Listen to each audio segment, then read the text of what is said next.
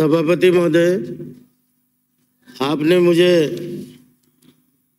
मांग संख्या 18 गृह विभाग की और मांग संख्या 19 कारावास की डिमांड पर बोलने का अवसर दिया।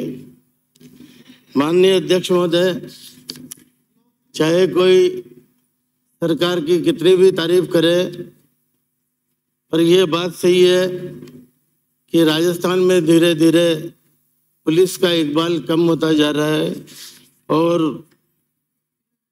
इसके बारे में जब तक हम गंभीरता से, चाहे अधिकारी पक्ष हो, चाहे इस लॉबी में, इस पे सभा में बैठे हुए जितने भी माननीय सदस्य हों, जब तक सब मिलकर ये नहीं सोचेंगे, जब तक राजस्थान में पुलिस का जो इकबाल हुआ करता था उसको कायम करना बड़ा मुश्किल रहेगा। मैं माननीय महोदय, आपके माध्यम से ये भी निवेदन करना चाहूँगा कि सौभाग्य से माननीय मुख्यमंत्री जी हमारे गृह मंत्री हैं और उनको, मुझे ऐसा लगता है कि खुद की सुरक्षा की चिंता है, राजस्थान की सुरक्षा की कोई चिंता नहीं है। अध्यक्ष महोदय, मैं कुछ जो घटनाएं घटित हुई है उसकी तरफ आपका ध्यान आकर्षित करूंगा और ये निवेदन करूंगा कि अगर पुलिस थोड़ी सी मुस्तैद होती तो निश्चित रूप से मैं कह सकता हूं कि इन घटनाओं पर रोक लगाई जा सकती थी या इनमें कमी आ सकती थी। पहली घटना उदयपुर में कन्हैयालाल तेली की घटना हुई, उससे न केवल उदयपुर बाकी पूरा देश हिल गया, यह आप और हम सबके सामने। दूसरी घटना सरेआम जोधपुर में एक वकील की हत्या हुई, उस मामले में भी पूरे राजस्थान में किस प्रकार से वकीलों का गुस्सा था वो हमने सबने देखा। जोधपुर के जालोरी गेट पर सांप्रदायिक दंगा हुआ। प्रदेश में जैसे अभी संयम जी बता रहे थे, गैंगवार की घटनाएं आए दिन हो रही है। समाचार पत्रों में उठते ही सबसे पहले यही पढ़ने को मिलता है कि राजस्थान में फला जगह 2 गैंगों के बीच में गोली चली। यही नहीं, और सीकर में तो आपको खुद को मालूम है सभापति महोदय, 2 गैंगों के बीच में फायरिंग चली और एक बाप अपनी बेटी से मिलने के लिए, जो वहाँ पर पढ़ती थी, हॉस्टल में रहती थी, उससे मिलने के लिए आया तो उस बेकसूर के गोली लगी। मैं निवेदन करना चाहूँगा सरकार को कि उस परिवार को पूर्ण संरक्षण दे और आर्थिक सहायता भी उस परिवार को पहुँचाने का कष्ट करें। यही नहीं, करौली में 9 संवत्सर के दिन दंगा हुआ, वो भी छबड़ा में 2021 11 अप्रैल को दंगा हुआ। मुलजिम सरेआम घूमते रहे, किसी ने उनको पकड़ने की चेष्टा तक नहीं की। इस प्रकार की स्थिति हमारे यहाँ पुलिस की बनी है। इसीलिए मैं आपको निवेदन करता हूँ कि धीरे धीरे राजस्थान में जो पुलिस का इकबाल हुआ करता था, पुलिस का जो डर और भय हुआ करता था, वो समाप्त होता जा रहा है। इसी तरह आप भरतपुर में डीग में देखो, आप अवैध खनन के मामले में संत विजय दास को आत्मदाह करना पड़ा। ये भी हमारे प्रदेश के लिए शर्मनाक बात है कि एक साधु को खनन, अवैध इलीगल माइनिंग रोकने के लिए आत्मदाह करना पड़े। इसी प्रकार से टोंक में पुलिस ने किसी के साथ मारपीट करी और उसकी हत्या हो गई और हत्या के उस पुलिस वाले के खिलाफ कार्रवाई करवाने के लिए पूर्व डीजीपी और वर्तमान में विधायक हरीश मीणा को वहां पर धरने पर बैठना पड़ा।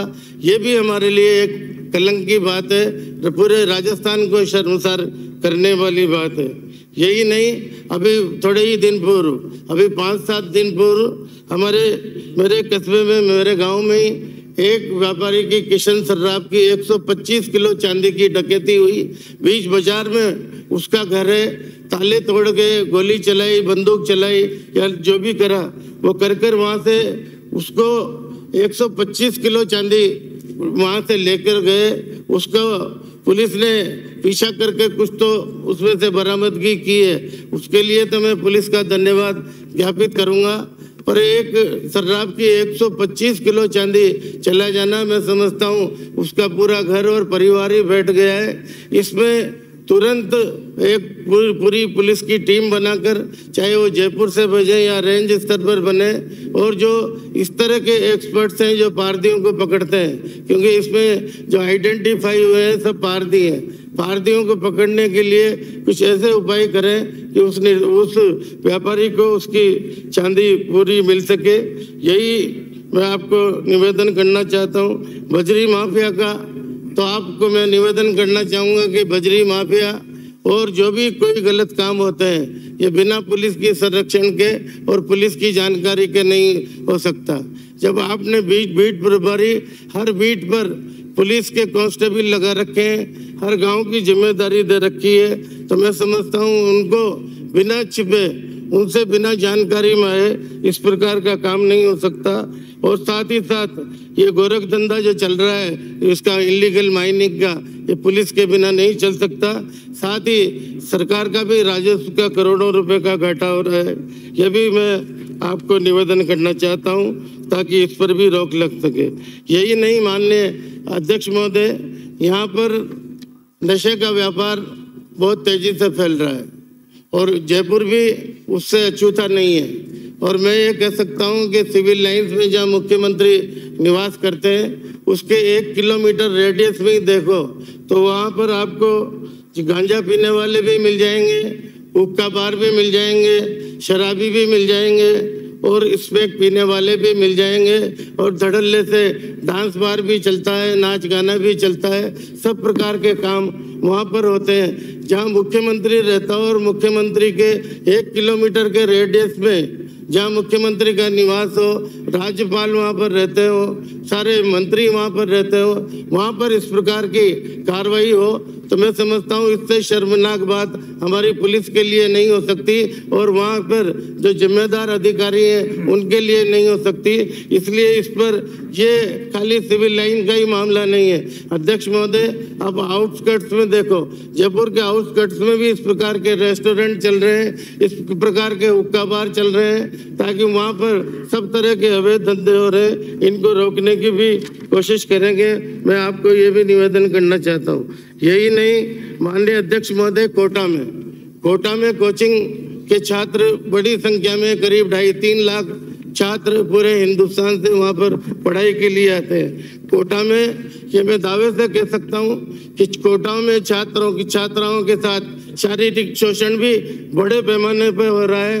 वहाँ पर ड्रग्स भी बहुत बिक रहा है। वहाँ पर कोई इस प्रकार की पॉलिसी बनाना चाहिए कि छात्रों का शोषण भी बचे। बच्चियाँ शर्म के मारे बता नहीं सकती, वहाँ तक कि हॉस्टल संचालक उनका शोषण करते हैं, उनके टीचर उनका शोषण करते हैं, कोचिंग सेंटर वाले उनका शोषण करते हैं। आज तक किसी पर कार्रवाई होते हुए नहीं देखा। इसलिए मेरा आप सबसे निवेदन है कि कोटा जो एक राजस्थान में दूसरे नंबर का शहर है, आज आबादी के हिसाब से जोधपुर के बराबर का शहर कोटा बन गया है। जोधपुर की आबादी भी 15,70,000 है, कोटा की आबादी भी 15,70,000 है। और ये बच्चे जो बाहर से पढ़ने आते हैं अलग है।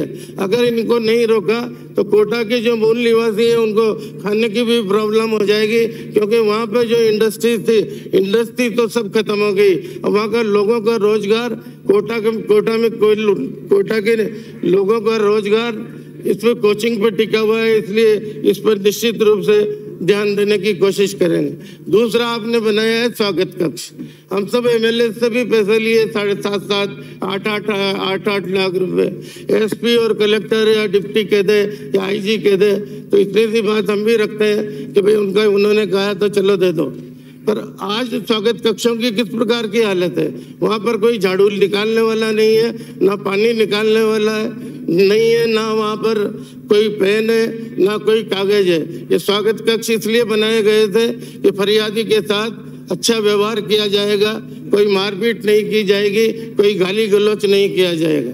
पर वहाँ पर किस प्रकार की स्थिति स्वागत कक्षों की बनी है, इसको आप चेक करवाएंगे तो आप खुद को ताज्जुब होगा कि वहाँ पर मिट्टी के ढेर लगे हुए हैं। यही नहीं, आपने हर गांव में पुलिस मित्र बनाए, उसमें ज़्यादातर मैं मेरे क्षेत्र की और जिले की कह सकता हूँ, ज़्यादातर या तो क्रिमिनल है और क्रिमिनल नहीं है तो उनको पुलिस मित्र बनने के बाद पुलिस को एक हथियार मिल गया है दलाली करवाने का। वो कोई अगर मान लो कोई आदमी गलती करता है तो उसके माध्यम से उसका पैसे का लेन देन होता है। इस प्रकार की स्थिति बनी है। ट्रैफिक के मामले में किस प्रकार की स्थिति है? ट्रैफिक का आप जिक्र करो तो कोटा में अगर आप सिविल लाइन आना चाहो, जयपुर में वहां से बड़ी चौपड़ से अगर सिविल लाइन आना चाहो तो 1 घंटा लगता है।